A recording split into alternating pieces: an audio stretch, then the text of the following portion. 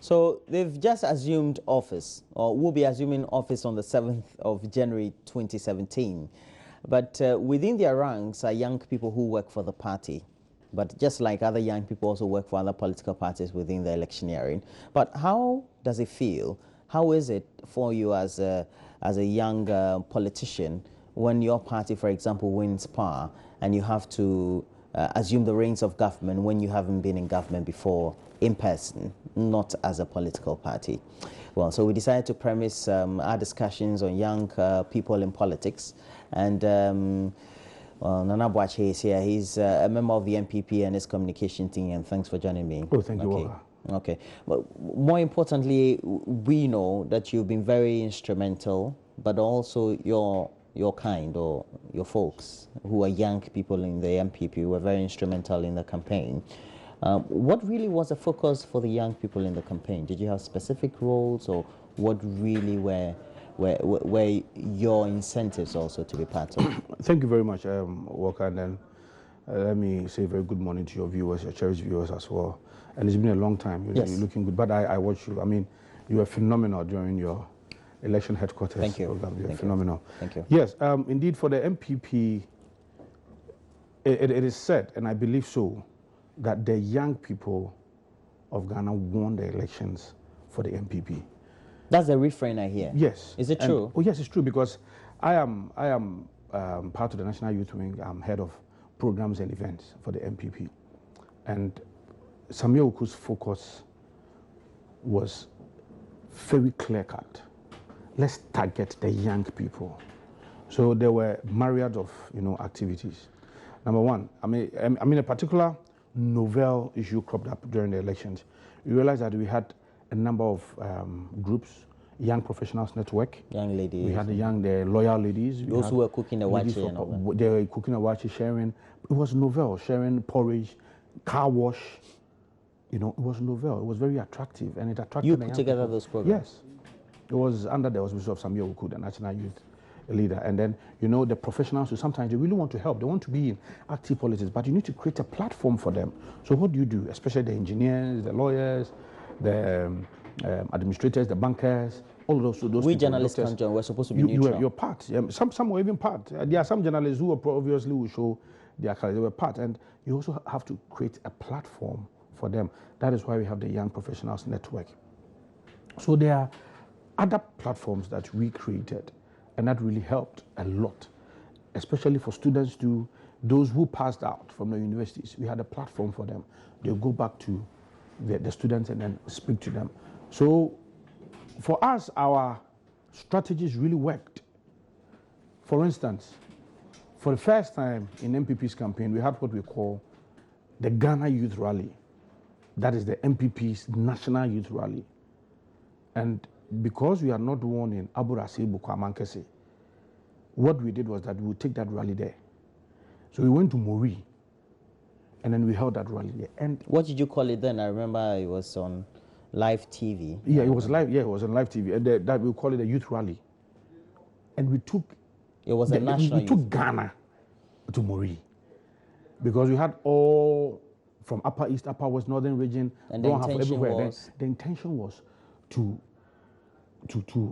get that seat, because we've never won it before. To draw attention. To draw attention, to make the people also feel that, and it really helped. We were there for 3 days, and then we climaxed the program on a Sunday, and the rally was fantastic. Dr. Baomiatu was there, and that was the hometown of Bakwesi Emisi Amita, His Excellency, the Vice President. Mori was the hometown, and we won that seat for the first time. And there were a number of seats for us young people we targeted. For instance, Tano South, where Hanabisu lost, Sechere. He's also one of the young people. He's part of the National Youth Wing. And he won there. Ben, eh? Yeah. Benjamin? Yeah, Benjamin Sechere. He won there. And then also Asin South. Very young person, 28.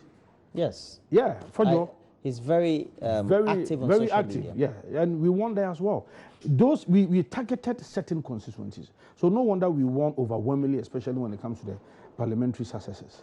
Right. And then we have this young lady too from KNUST, who also won overwhelmingly, and then Mavis too also won. Francisca, that is the lady's name, also won. So we had a target. We set a target for ourselves that, okay, Operation 30 seats, let's grab it. You know Dr. Okoboy too, a very young man, and Elijah Kuku. He was also The medical doctor. The medical doctor. So we had a focus. We said to ourselves, we are going to win these seats. We won most, and even those that we didn't win, especially our young friend who also part of the National Youth Wing, who also contested Ama Kofi Bua. He was almost winning, and then I would find something changed. But I'm telling you, and I'm promising the people of Lamle that they'll have a new MP come 2020. So we had that target, and it worked. That is why a lot of people are saying we have to attribute the successes of MPP to the young people, because we really worked hard. And then we had a very formidable campaign manager as well, who also incorporated a lot of the young people. Chairman McMenu, he worked with the young guys. The coalition center that he set up, fully young people. People who had come out from tech, who read maths, who read statistics, actuarial science guys, sharp guys. So although he was the campaign manager, he left everything for the young people to do, because he believes in the young people as well. Sharp guys. And our IT director too, Mr. Joe Anoche, right, who was also, I mean, he played a very pivotal role. The NASA personality. The NASA personality, yeah, who resigned from NASA and then came. He played a pivotal role. He worked with young guys, sharp guys, the computer scientists from tech, computer scientists from UCC and Legon. He worked with them, the young people. So you could see the role of the young people in this year's election was fantastic. And even Anado, he was surrounded by young people. Young people. So that was it. And because you see, if you have done your research, you realize that anytime you have close to about 70% of the young people's vote, it means you have won. And in this case, I believe you got in excess of even 70%, because the margin with which another one was overwhelming. Phenomenal. Okay. It's 1 million votes. Yes, true. Right. We also expect to have in the studio Ernest Nogbe. He's also a first-time MP elect for Ashaiman, but he belongs to the NDC, but he's also in the category of young people, if there's any category like that at all. But so for you, the political parties, let's say you look at let's say, people of my age, and Ernest, and Samuel Uku, and Ben, who happens to be my classmate as well. I know him very well. Okay. And the others in the other political parties. When you're going into a campaign like this, and then you haven't been very much involved in a national campaign, but only involved, and I know you personally at a student level you were in the last election or the last other election, how do you mainstream yourself into the national election? Yeah, there's that link, there's that nexus. Okay. Because you already belong to a certain... Exactly. For instance, let me use your friend example, Fojo Benjamin. I remember when I was a TESCOM president way back in 2003 at the University of Mines and Technology. He was just a year or two behind me. And I remember that time he approached me and he said he loves politics. At that time he had also started. And then he joined the TESCOM group on University of Mines and Technology, TAQA, then. And then afterwards we lost contact. And then when I realized that he was running for it, there was that reflection that, oh yes, indeed. So it means what he was saying then, it has really pushed him up, and now he's running for it. The link I'm talking about here is that national politics, immediately you do even student politics, you involve yourself actively in student politics, and then you come out and then you contest for this parliamentary seat, you are in national politics, because that was a national campaign. Don't forget, you are going to be part of Ghana's legislature. So you need to start from somewhere. But you see, there's also that tendency for you to also push people away, especially when you also don't hold yourself up well. And then you always appear to be bossy, you always appear to be arrogant. And for me, maybe we'll come there. One of the reasons why President Mahama failed. No, it's okay, we'll come there. Was because of these young people who... No, we'll come there. Okay. So because I just... Good. So there's that transition. Especially people start, for instance, you mentioned Samuel Uku's name. Samuel started right from students' days. He ran for SRC president, and then quickly afterwards, he moved into the MPP. He started from Eastern Region. He was part of their communications team, part of their campaign team, and then he moved up to the national level where he was a deputy communications. So you can see that there's that transition, there's that link. So if you allow yourself for the system to pass through you, it helps, it builds. And then So if the system passed through, you also pass through the system. exactly, it is vice versa. You need to go through the system must go through you. For me, there's no shortcut. Okay. Now, in the last government, I remember the MPP, and you have a mass support base, just like the NDC also has. That the accusation from the opposition and the MPP largely was that the former president, of course, he is passed on, John Evans Mills, had elected 28-year-old, 30-year-old, etc., to be deputy ministers, etc., and did he have experiences and all that? Is it going to be the same situation if, let's say, people of your type and Samilku, etc., are also given positions in government? You have no experiences whatsoever. Okay, you see, there's that erroneous impression about when you give an opportunity to young people. You mean there's an impression, not necessarily that it's erroneous? No, it is erroneous, especially that when you give a particular position to a young person, that person may not even fit well, or that person may appear to be incompetent. There's that erroneous perception there. But I don't think so. It depends on the individual. You see, the reason why we were saying some of these things were as follows. Number one, you appoint a young person, and then all of a sudden, the person feels on top of the world. He is all over the place. When pastor speaks, they insult them. When labor go on strike, they are insulted left, right, center. I hope this is not politics you're doing. It's not politics. But because I can give you instances, I just don't want to mention names. Don't start. Yes, there have been instances where on national issues, the clergy will probably add their voice, and then there will be some negative rebuttals from these young people. And that is what we are talking about. That if you give these young people the chance, you need to tame them. That is why Rollins said, babies with sharp teeth. It is good for you to give the young people opportunity. Oh, don't forget when President Kufuor was in place, the then Mr. Kwabena Japon, who was very young, relatively young then, was a spokesperson. And I am very, very, very sure there are so many young people around Anado, Mr. Asenso, Boaches, the press secretary, Mr. Eugene Ahen, who is a colleague. Before then, there was Herbert Krapper, who is also a colleague now. Right. And so, even right now, we have a crop of young people. We have very young Nana Ujiri Hesi. We also have Kakari Bonsi. Exactly. We have some Brian Boabing. We have a lot more young people who are in the MPP. So that is why I'm saying that it depends. The leadership is very. So if they are given positions, if they are given, that is, and they tend to be misfits in some of the positions you are given. What conclusions would you be drawing then? Okay, now number one is leadership. The leader should be able to identify those capabilities, those competencies in that particular person. And then you put the person there. When you put the person there, there are clear guidelines for the person.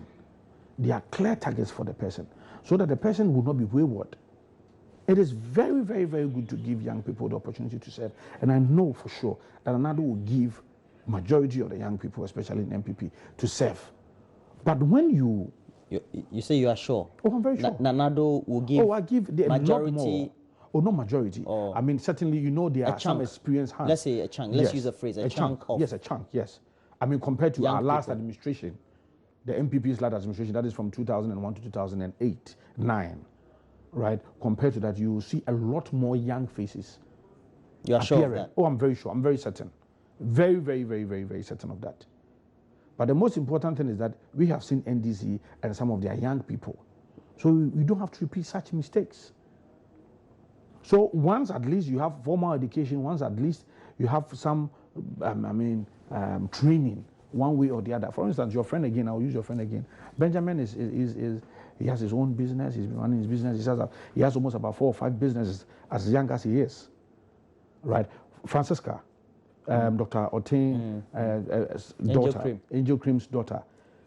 She's been running the father's business, and I've gone to the office and I've seen it. So, if you give the person that training, that leadership, the person, it is important that you do that for the person to perform. You don't appoint a young person and then you just allow the young person to go. Yes. And we have on the line Ernest Nogbe. He's a first-time MP elect for Ashaiman. A very good morning to you, my good friend. Yeah, fine morning, my brother. How are you doing? I'm fine, sir. And good morning to your listeners too. Good morning. But I particularly also know that as a young person who has been elected into parliament, you may have passed through the rank and file of your political party. But the perception after some time now, over the last decade, is that young people don't tend to perform well if they are placed in government. Maybe as a result of maybe performance of others, etc. But what view do you hold in that perspective? Well, thank you very much, and good morning to the people of Ashama. Yeah, as you earlier said, it is perception about people, and perception may be true or it may be false. Some young people may not perform very well in parliament or may not perform well in government based on their previous experiences and other things, and their willingness to learn and learn fast from the experienced people in government. So basically, that depends on each and every individual and how he or she is quick to adjust to situations on the ground and quick to learn from experienced people, and also be able to read well and know the in and out of the game and to be able to perform. So it may not apply to everybody, and it will be on individual basis.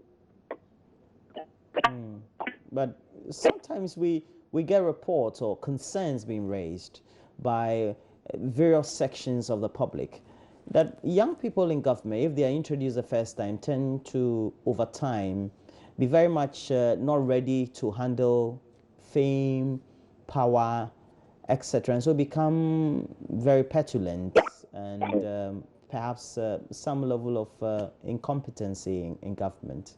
What would you say to that, perhaps based on your experiences that you think that we can learn from?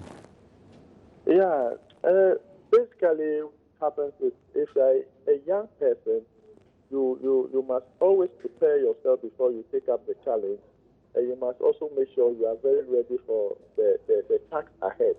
You don't just rush into doing things and then mess yourself up or make mistakes that will have a repercussion on the generation. That is the young generation. So most importantly, what personally I normally do is I tend to learn from other people.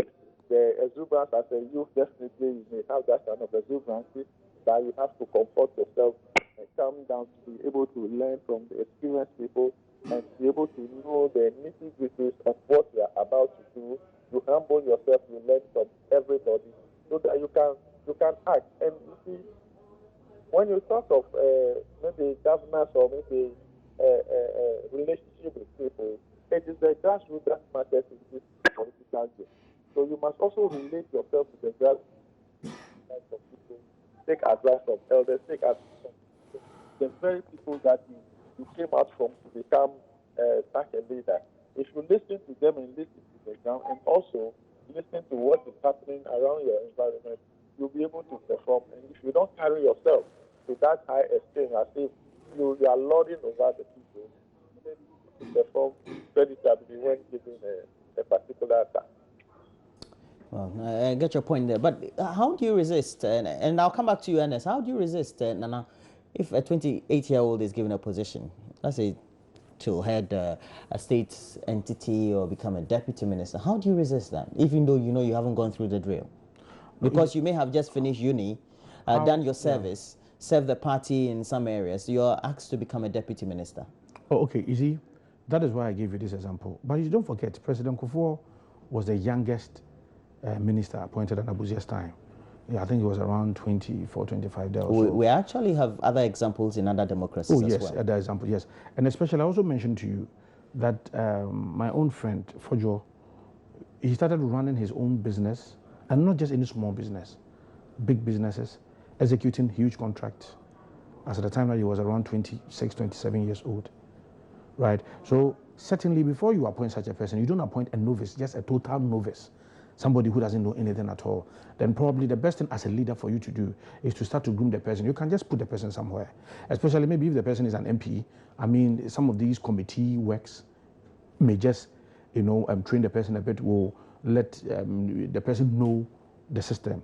So it's important that even though you are appointing young people, into such offices, you also don't just appoint somebody who's just green, who's a novice.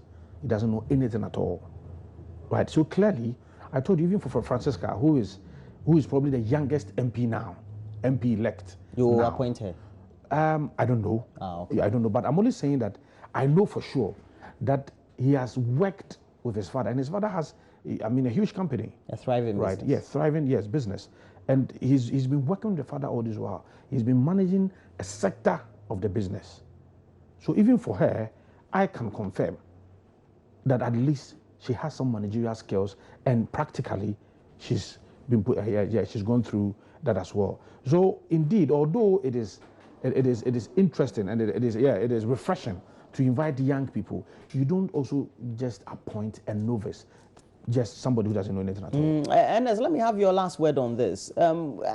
When such concerns were raised about young people in government who perhaps exhibited traits of petulance, of over-exuberance, were told that they were excessively very flashy in whatever it is that they were doing, and didn't talk too well to the elderly. I was told that, well, as a political party, you need to appoint the next generation, and so somehow you need to train them. Should public offices always be a training ground? Well, you see, normally I want to start with your guest in the studio, that the fact that you need to appoint young people into government does not mean we should just appoint anybody who has not, or who does not have the requisite experience or any other thing to be able to man the system.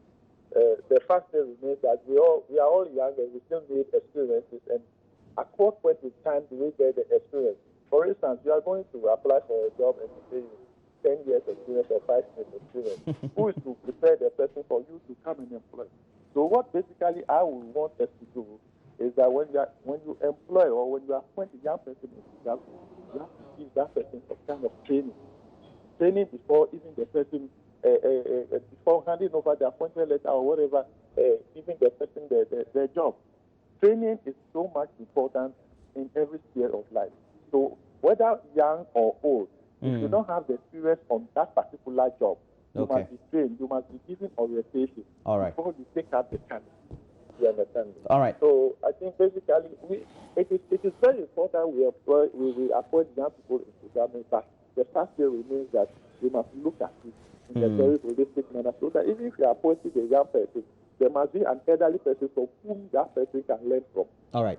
Thank you very much. And Ernest Nogbe is the MP-elect for Ashaiman. Thanks for joining me. He's a member of the NDC as well. But Nana Boakye, definitely we know that sometimes it brings some conflict between the old who feel they have the experience and a certain generation of young people who feel also they've worked hard enough and need not rewarded, but also need to have a feel of what governance is. Yes, of course.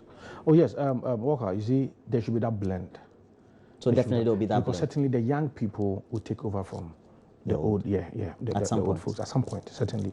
And then, so once you are appointing the experienced hands to make sure at least governance is promoted, good governance is promoted for that matter, it is important for you also blend the young people as well. So for me, there will be a blend in Nanado's government, and trust me for that. Yes. Thank you very much, Nana Boakye. And your short name is always Nana B. Nana B. Nana Boakye, and thanks for joining me. Thank you very much. All right. So he's a member of the MPP's communication team. Was very instrumental in the campaign across board as well.